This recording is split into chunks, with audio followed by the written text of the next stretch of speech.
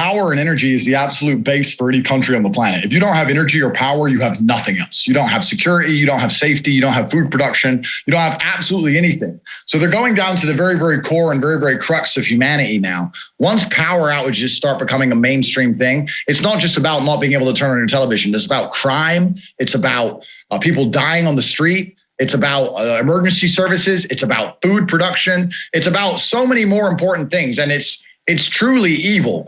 But when you get insulated like these people are at the level they're at, completely insulated from the consequences of their own actions, they're prepared to sacrifice a few pawns in their own mind to try and win the chess game. And that's what they see us as. They see us as disposable and expendable.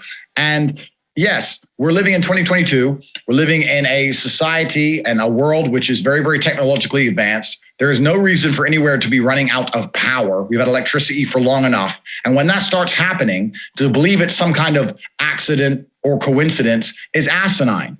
It is impossible in the current world we live in with all the current resource and all the smart people on the planet, and the fact that we all know we need electricity, and the fact that we had all the electricity we needed in the 80s to now be here 40 or 50 years later and say we can't generate electricity. That is clown world fantasy.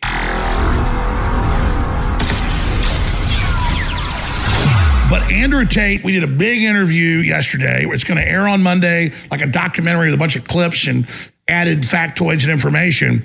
It's going to be a big interview. He's the most Google guy in the world, and I've known him for many, many years. He's hosted the show. He's come to Austin. I know him and his brother well. Paul Watson's really good friends with him, and they're scared of him, and they're lying about who he is. So I want to play these clips. We got 4 different clips. We're just going to play these back to back. Here's some of the excerpts of the hour-long interview that's going to drop live on the show Monday. But take these clips and share them everywhere. Everything we have is copyright-free, free to air. Take these clips and get them out to the world, because Andrew Tate's the most cool guy in the world. His information is liberating and is empowering, and we can get folks to come to InfoWars by promoting this. And we got a lot of great stuff with Andrew Tate that's coming up. Let's just say this. We're going to join forces in the near future, and I'm going to leave it at that. You'll hear about it in the next few weeks, but it's on like Donkey Kong. So we'll play these clips. I'll hit a bunch of other big breaking news here on this Live Friday edition, but here are some preludes. Here are some hors d'oeuvres. Here is kind of the pre-show of what's coming up on Monday. I'm really concerned about false flags ahead of the midterms. We already see them cutting the power off all over the world. They said we're going to go big with environmentalism and power outages in the undercover video from Project Veritas about 8 months ago. We now see that happening. How do you see these control freaks striking back? Well, this is what's scary, is because power and energy is the absolute base for any country on the planet. If you don't have energy or power, you have nothing else. You don't have security, you don't have safety, you don't have food production, you don't have absolutely anything. So they're going down to the very, very core and very, very crux of humanity now. Once power outages start becoming a mainstream thing, it's not just about not being able to turn on your television. It's about crime. It's about people dying on the street. It's about emergency services. It's about food production. It's about so many more important things. And it's truly evil.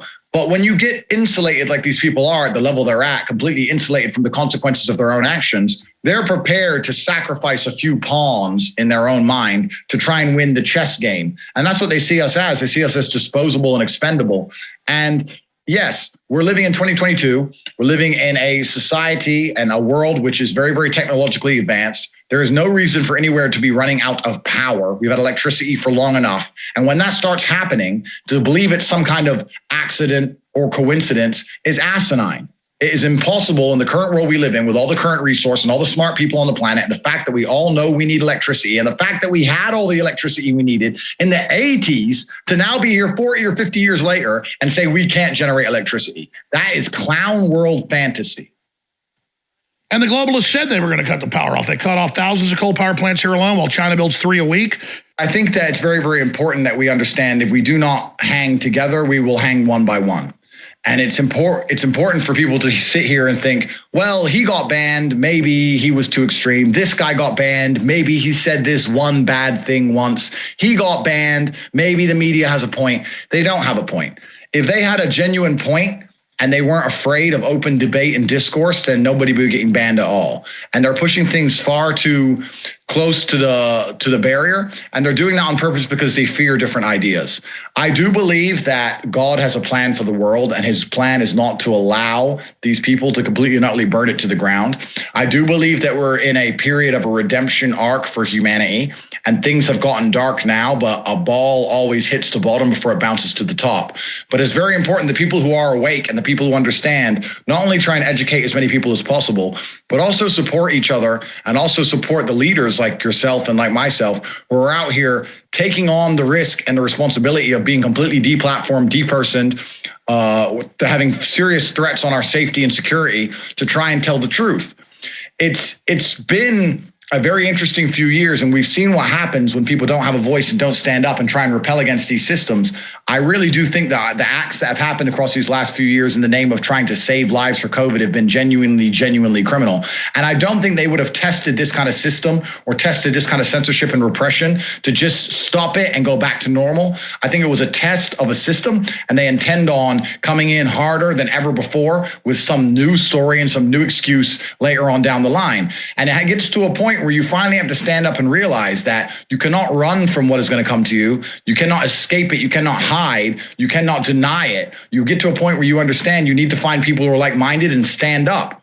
And the best way you can stand up at this current point in time is just to educate others and just to highlight the injustices which are being purported by these systems. My banning was absolutely and utterly unjust. I never broke any terms of service. They know that. The whole world knows that now. And the public sentiment is on my side.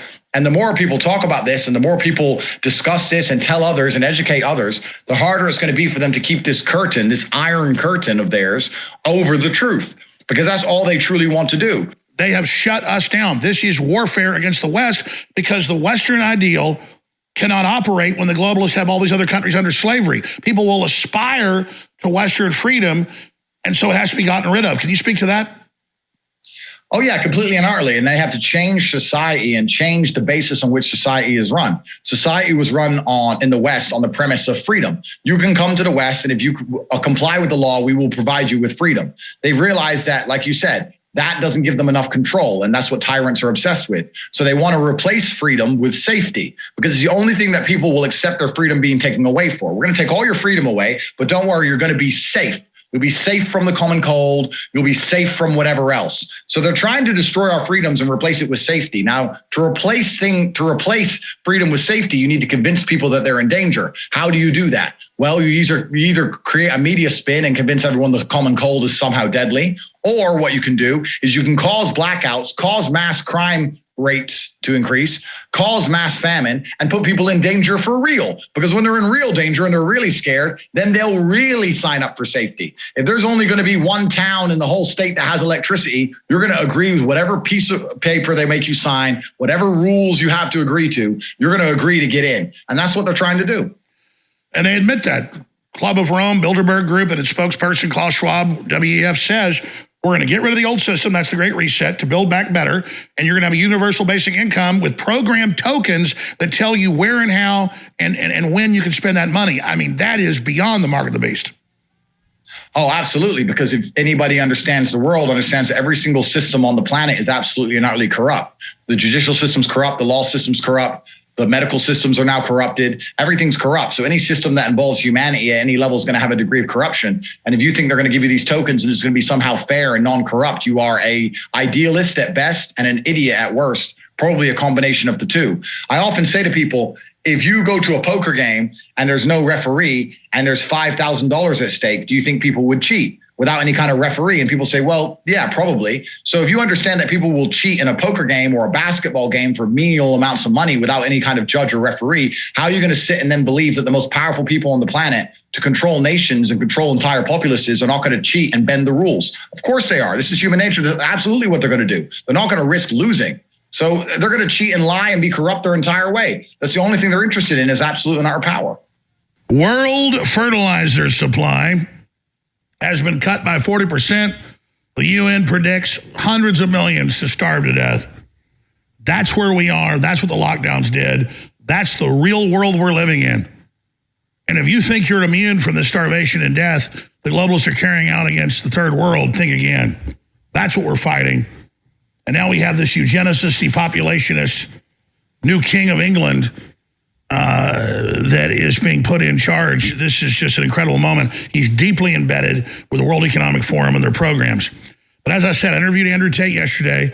We're adding a bunch of clips and documentation, and it's going to be huge. On Monday, we're going to be airing it. But here is one more clip, a little prelude to what's coming up, where he talks about the system's afraid of real masculine men. Here it is. You said it, aspire to something. Young people aren't aspiring to anything. The left teaches them to be lazy, to be victims, to be depressed, and that's cool. No, when you're fighting in a business or for your family or for your life or getting up to go to your friend's house when they need your help, and then them helping you, that's the real brotherhood, the sisterhood, the human community of being a clan. And we're one human species that needs those goals. And so people need to aspire and say, I want to be successful, because it's not even getting to the success that matters. It's aspiring to it is what you're supposed to do, because you've got to have a purpose-driven life and a mission. And these young people need a mission, and you're giving them a mission.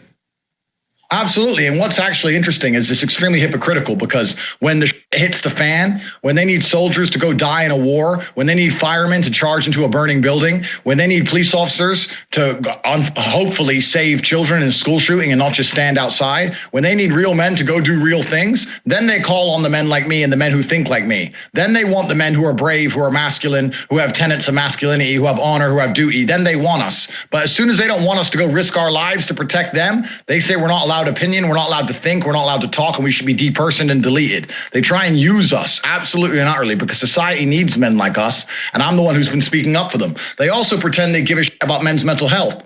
You told me one example about how I helped your friend. I have hundreds of thousands of emails for young men I've helped, and older men who I've helped with their mindset and helped with their approach towards life. I have genuinely changed the lives of hundreds of thousands of people for the better. They talk about giving a shit about men and giving a shit about men's mental health while deleting me, the person who helps them the most, and saying they're going to replace me with some algorithm matrix agent bot like Logan Paul, who nobody respects and doesn't want to listen to. It's bullshit. If they gave a shit about men's mental health, they'd leave me up there to inspire the youth. They don't care. All they care about is narrative control. Are you going to get in the ring with Logan Paul? Let's hope for his sake it never happens, because he doesn't want to get hurt that badly. I just find it very interesting what happened to me, and probably the same thing happened to you. During my banning, I saw in real time and learned which public figures, which talking heads, which are allowed to have a platform by the Matrix, actually have any kind of degree of character, and which ones will instantly bend, break, and swap and change their opinion on you overnight because somebody above them told them they have to. You get to learn in real time who actually sticks up for you and is true, and some people are, and which ones just instantly cave and comply. You'd be amazed how many people have absolutely no moral fiber. All right, so that interview drops Monday. That was about 8 minutes of it. And powerful? I don't say something's powerful unless it's powerful. That was powerful.